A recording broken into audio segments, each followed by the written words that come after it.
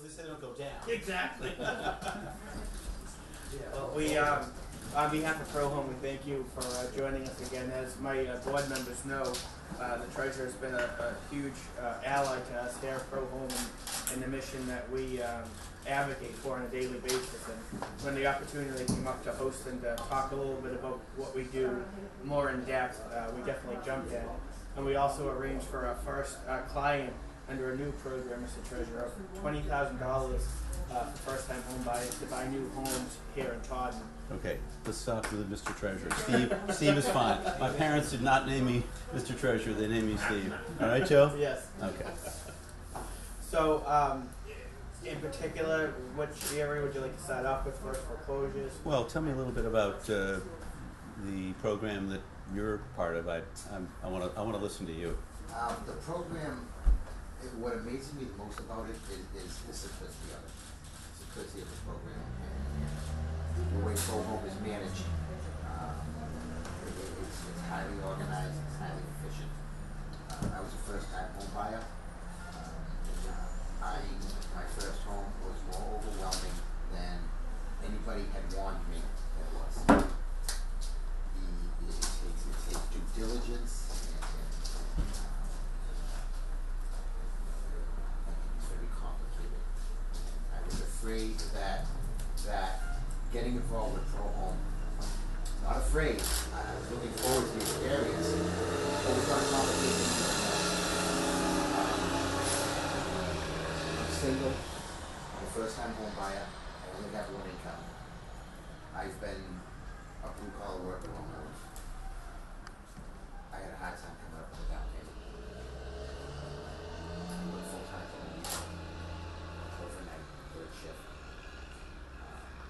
The hardest part, I knew I could afford to buy my home. I knew I could. I just couldn't come up with a down payment. I couldn't do it. So how did this help create that bridge? It came up with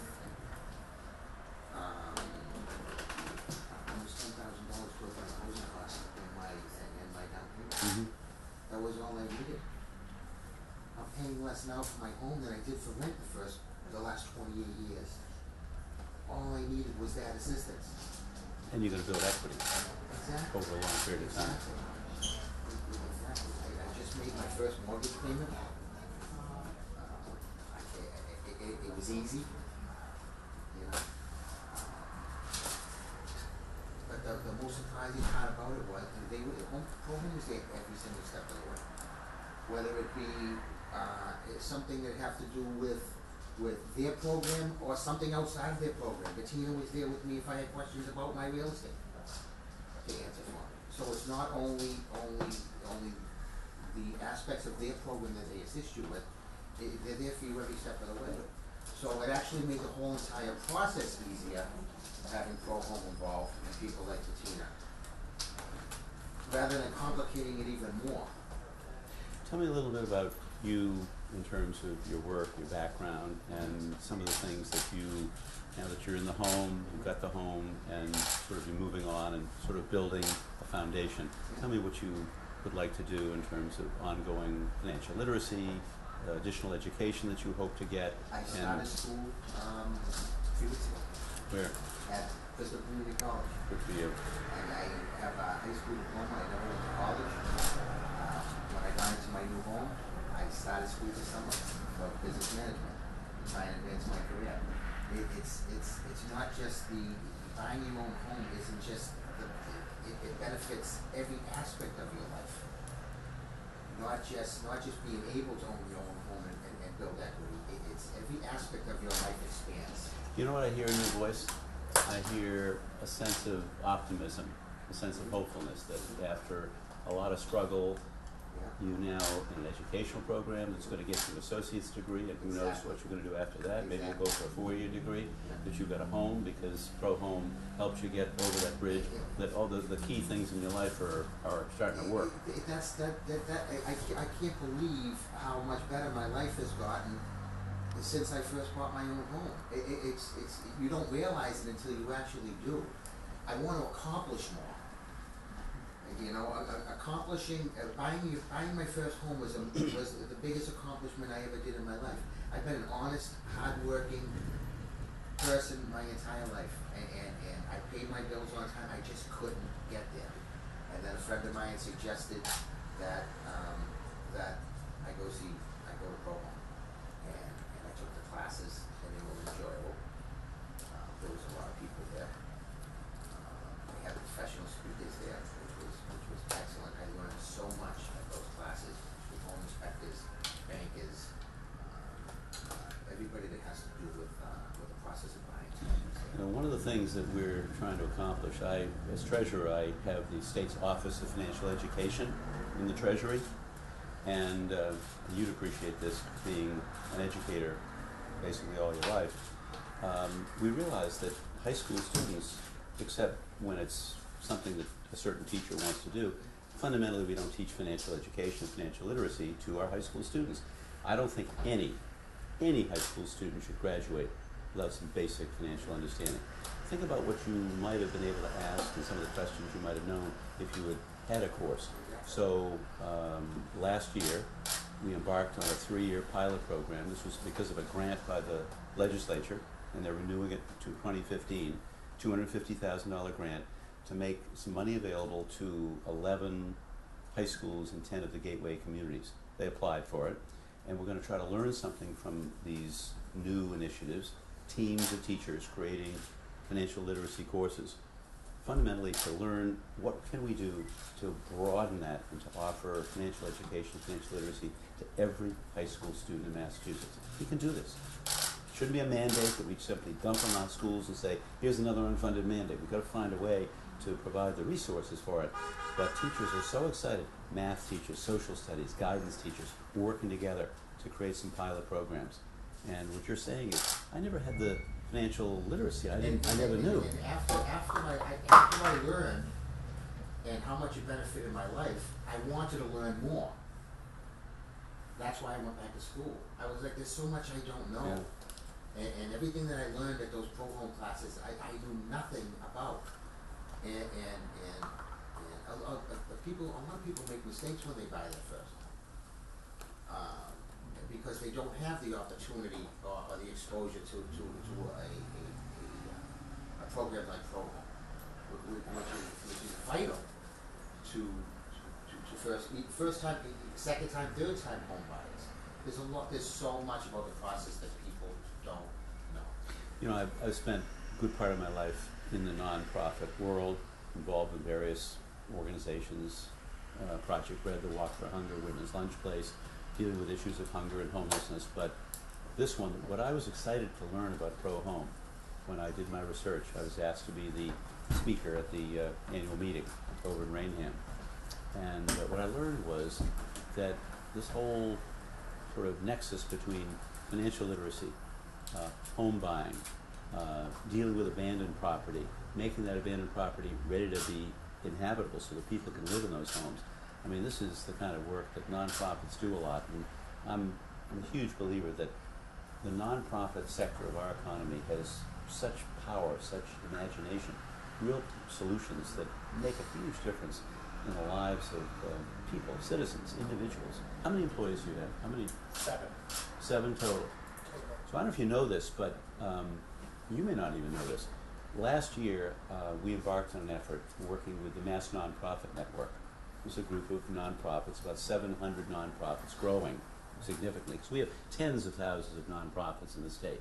We said, nonprofits, most of the time, their employees do not have a retirement benefit. They can't afford it. To go out and buy a retirement plan from a for-profit company for 7 employees, it's not possible. It's too expensive. So we said, wait a second.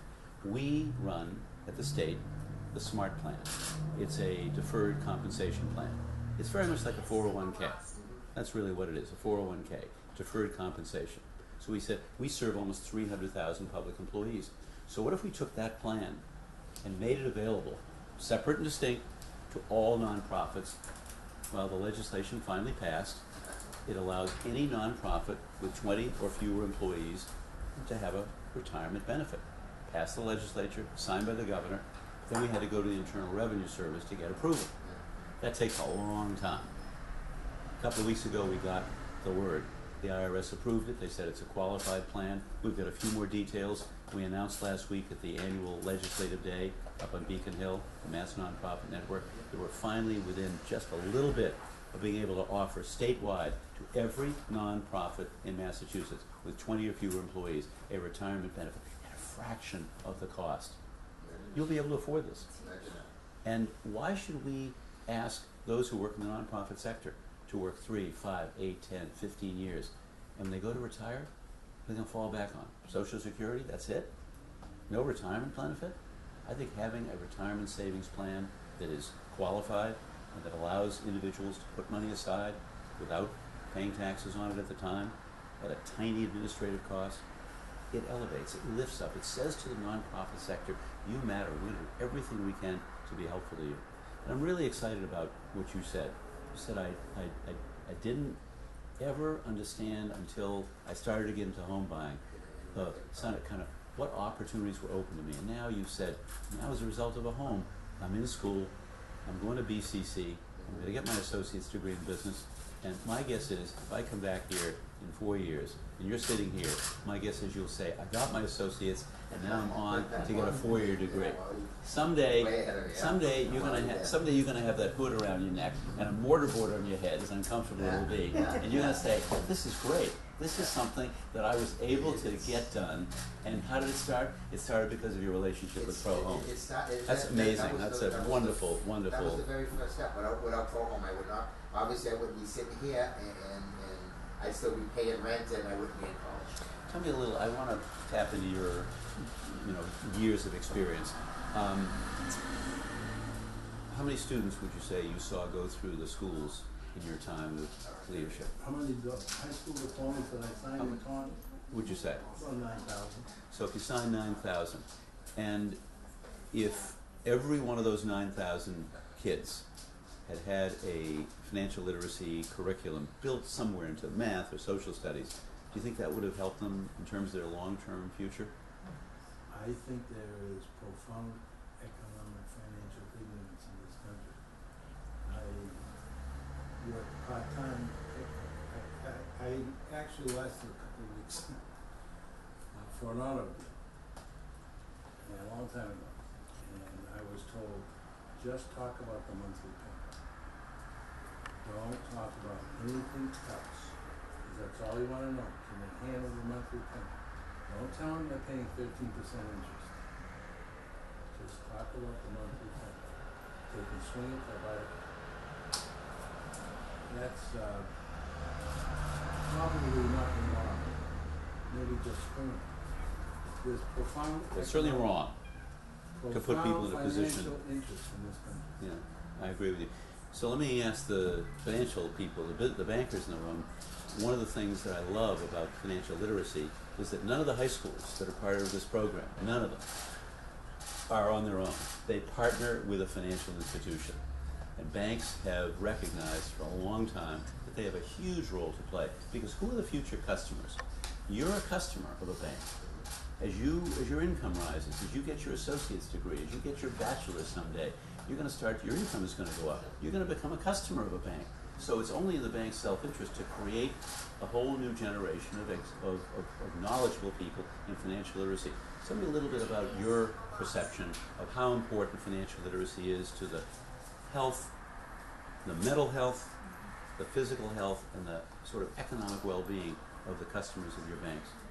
Tell me a little bit about that. It's huge. I mean, you want to make sure that they understand what they're getting into, that they're knowledgeable about what they're doing. You got to help them all along, the whole way, the whole process. Like you said, buying a house is one of the most difficult things. You have no idea.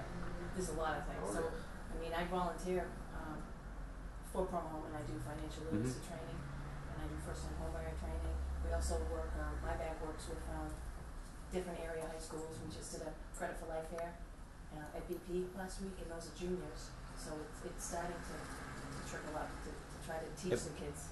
You probably never had the chance because Credit for Life fairs did. What year did you graduate from high school? 1984.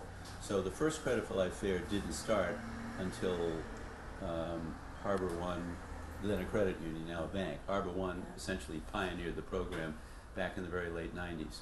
And they did it because they thought it was really important as high school seniors or juniors were moving along and ready to go on to the workforce or to college, that they would have a Credit for Life fair. Basically what it means is all the juniors or all the seniors come into the big auditorium in the morning, they get a worksheet.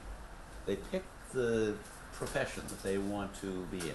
Let's assume they say, I want to be an engineer. Fine, so they say 5 years down the road as an engineer, you'll be making $52,000. Fine. Then they get a whole worksheet and they have to figure out how do you spend $52,000 in the course of a year. You have taxes, you have food, you have clothing, you have travel, you have car, you have your insurance. You know, there are expenses that you have. And you walk around the room, you meet with people who teach you that if you go into the supermarket and use the coupons wisely, you can save 20, 25 bucks a week. 25 bucks a week times 52 weeks, it's a lot of money when you're making $52,000. Then they teach you that why are you stopping, with all due respect to Dunkin' Donuts and Starbucks, if you stop at Dunkin' Donuts or a Starbucks every day, how much did you spend in the course of a year? Why don't you make some coffee at home, buy it in bulk, put some ice in it, put it in your cup, take it with a straw, and put it in your truck and take it to work. You can save a lot of money. But when you add up those things that you do that are discretionary, all of a sudden it starts to put a lot of money in your pocket. The students learn, even in one day, just how discipline and choices that you make with the money that you have, how that can affect your life. And but it starts with some kind of a fundamental understanding. And banks and volunteers, parents and other teachers have been instrumental in these Credit for Life fairs. They're wonderful programs. There was a branch bank at Taunton High School. Was there? Yeah, Bristol County Savings Bank. Uh-huh. County had many years ago. We also have one at Attleboro High School. Yeah. And it's part of the curriculum over there. And that's happening more and more because the Right. students they're the ones who run the bank. Yep. I mean, they're taking in money, deposits. I mean, they don't do mortgages, obviously, but they do some of the things that banks do, and it not only teaches the students what a bank is all about, but the ones who work there, who play a role there, understand what banking is all about. It's all about, I mean, look, we teach our kids at ages 3 and 4 on Sesame Street to save 5 cents or 10 cents a week. We're doing that at ages 3 and 4. Why shouldn't we take that into the public schools and give our students an opportunity to learn? Joe, we've been talking about home buyer and financial literacy. What else would you like to add that is sort of part of this sort of overall desire to use your work, not only here in Taunton, but all over the towns and the neighborhoods that you serve, to help empower people? That's really what this is about empowerment. I mean, one of the other things, Steve, that we do is the foreclosure prevention and the loan modifications, and contrary to what you read in some of the trends, ours is still high. We just had a directors meeting last week, and Dave as chairman, made the remark, it's held steady and it has. We're still averaging about 25 a month, so it's not getting the attention it used to get. Foreclosures? Yeah, Mm-hmm. but there's still the need out there for agencies such as ours to provide that free service, as opposed to going to a law firm for $2,500 to $5,000 to handle the case. And there are still people out there who are facing these hardships. Mm-hmm. And again, it's not being talked about as much, but it's still as prevalent as they were 1 or 2 years ago. And the only difference is now they're becoming more complex with all the new federal regulations that have come down. So it's taken more time and more resources from our agency to be able to stop these and go all the way through the finish line to get those modifications to keep people in their homes.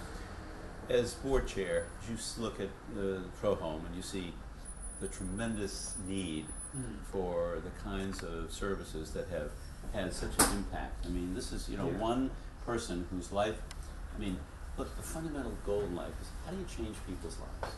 How do you give people the tools to be able to look at their lives and say, I can do a lot better. You say, look, I'm a new person as a result of what I've done.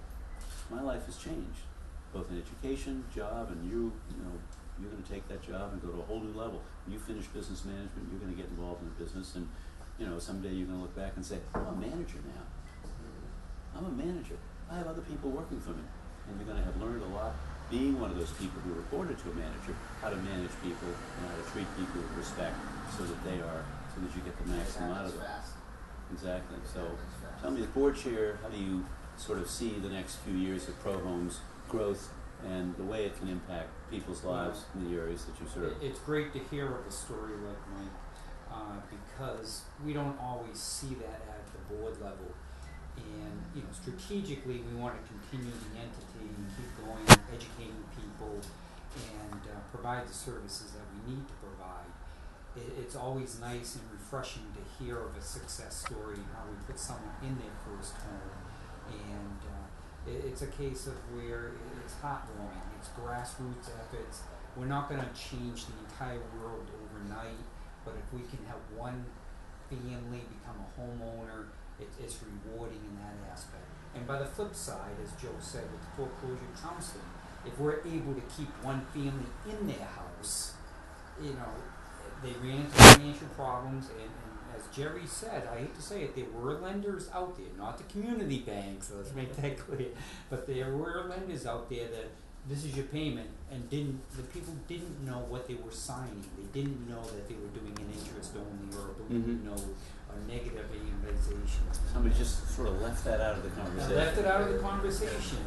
And, you know, now as we educate them coming through the process, they're going to know to ask those questions. A lot of these things are no longer being offered in the marketplace, but it's a case of where, I hate to say it, history does sometimes repeat itself. It might be 10 years from now, it might be 15 years from now, but it could happen again. And if we can educate each homeowner or each student as they go through the financial process, they're going to become better educated buyers out there, and they're going to spend their money wisely.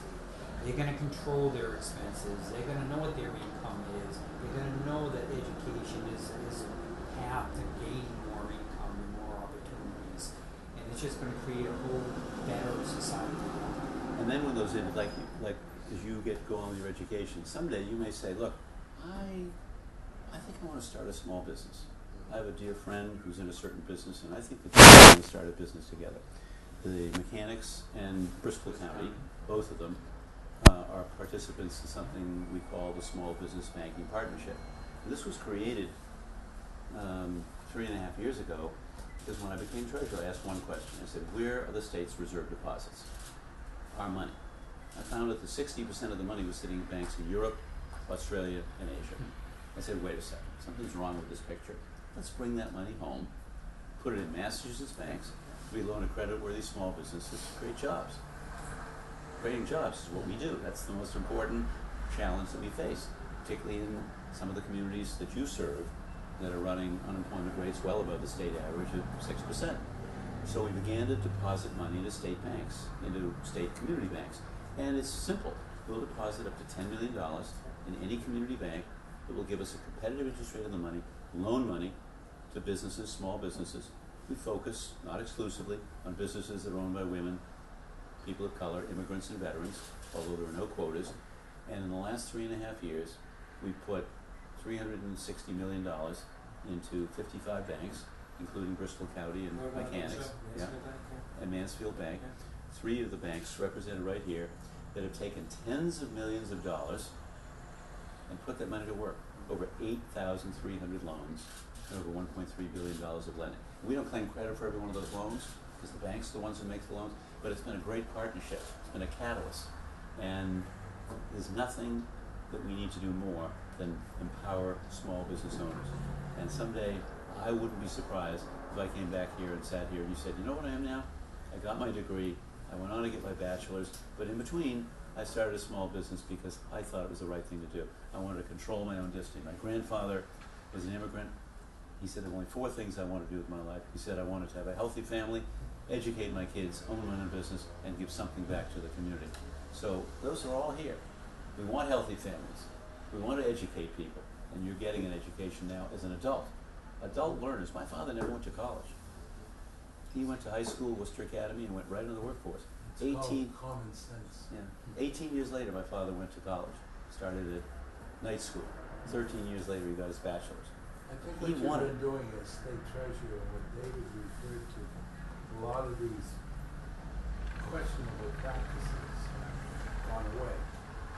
But unless we continue the education part, they're going to come back. And the Churchill said, those who ignore the lessons of history tend to repeat them. So it's important that we keep the focus on, because when the crisis goes away, we tend to relax, and then they'll be back.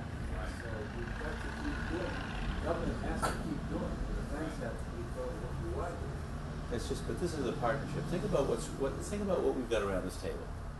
Okay? We have a citizen who's been empowered by the work of a nonprofit. The banks have played a critical role in all this, whether it's home mortgages, small business lending, whatever you do, because we know what banks do. Credit for life fairs, you mentioned yourself. It's about education, because we know that the quality of our public education is going to determine the quality of our workforce and the quality of our families. And you've got government involved in this in its own way as a catalyst for what things happen in the private sector. In other words, we break down silos and we work together, and it's about teamwork and collegiality coming together to do some transformational things. And in this case, we've got a life that's been, you say, we don't save lives. There's an old line in scripture that says to save a life is to save the world. One person whose life has been changed in some significant way because of something that we did, in this case that you did, working with him, that's a great day. That's a great day. Put your head down on the pillow at night and say, I helped one person get to a place where he wanted to get, and his life has been changed. And this is an inspiring story, Mike. Really an inspiring story. I I'm think honored to be sitting here with you this afternoon. I think a very important aspect of this whole conversation that you brought up was the retirement benefit for the nonprofit. We need more things like that to attract more people to come and work with Pro Home and to volunteer and to speak. I'm willing to do that. The next time they have a class, I would like to go and volunteer my time along with the bankers to let them know my experience and firsthand of the situation that I was in and the situation that I'm in now. And I think that's part, that is paying it forward. Like you said, I would like to share my experience with, that's how we pay it forward. I share my experience with people that are in the situation that I was in, and it goes from one person to a class of 30. And if we can pull 3 people out of that class of 30 to volunteer at a nonprofit to do 30 more people, think how fast it gets done. Yeah. And by the way, the nonprofit pension benefit for nonprofits, 20 and fewer employees, not a penny taxpayer subsidy in. For those people who may be looking and saying, well, wait a second, what's it costing the taxpayers? It's not costing the taxpayers anything. Small business banking partnership, not costing the taxpayers anything, because you're giving us a competitive interest rate on the money. We're getting the same rate that we would get overseas for those banks that had overseas. So we're getting good return, or at least the best return you can get in this market, but we're getting the benefit of taking that money, taxpayers' money, and putting it in the hands of small business owners without any risk, because the money's all insured. I think you're significantly reducing the percentage of people who, at this point in their lives, in their 40s, are going to be totally dependent on Social Security. That's a real problem in this country. Yeah. How old are you? 48. What are you? That eventually will cost the taxpayers a lot of money. And if what you're doing succeeds, it's going to save the taxpayers a lot. Right. If you can put a new initiative together, really a public-private, this is really a public-private partnership. That's really what this is. In this case, it's a non-profit working with financial institutions. It's a whole community. Where do you live? You live in Taunton? Nattleville. Well, I gotta tell you, to sit here with you and look across the table at you and see a smile on your face, see the way your eyes light up when you talk about what this has done for your life, I don't think there's anybody in this room who has not been moved and is not excited by what we heard this afternoon. And that you're willing to come over here and to share your story, It was my pleasure. it means the world to all of us. Not just to me, to all of us. Thanks. Thank you. Thank you. You do good stuff. Thank you. You do good stuff. I mean, I knew, you know from a distance because you hear about something, but when you actually see it in operation, you actually see the work. I gave 2 commencement addresses last week, one up at Shawshene Tech up in Billerica, the other at Neshoba Valley Tech up in Westford, and 500 diplomas handed out to those graduates in those 2 days, Friday night and Saturday. If you're worried about the next generation of 18-year-olds coming out of high school, based on what I had in conversations, I was really empowered by the experience. I thought it was great. These are kids who understand maybe the last 5 years of the recession, what they've seen going on in their families, what they've seen the hardship, their parents or mothers or fathers losing job, having to go without. They're more realistic, I think, about the things that they need to deal with in life. And if you didn't have an education beyond high school until you went back to BCC, but you're certainly making up for lost time, but you're there because you want to be there. Not because somebody told you the next step after high school is college, but because you said, I want to be there, as my father did. I want to go back to school. I need to get an education. I need to make everything in my life that I can make. It's really what you said. And getting the home deal done was the catalyst for all that. Any other thoughts? I think, Mike, you think you said it all. Yeah. Thanks very much. Thanks. Thank you. Thank you, ma'am. Have a great Father's Day. Thanks. I appreciate it. Thank you. Thanks for your leadership here.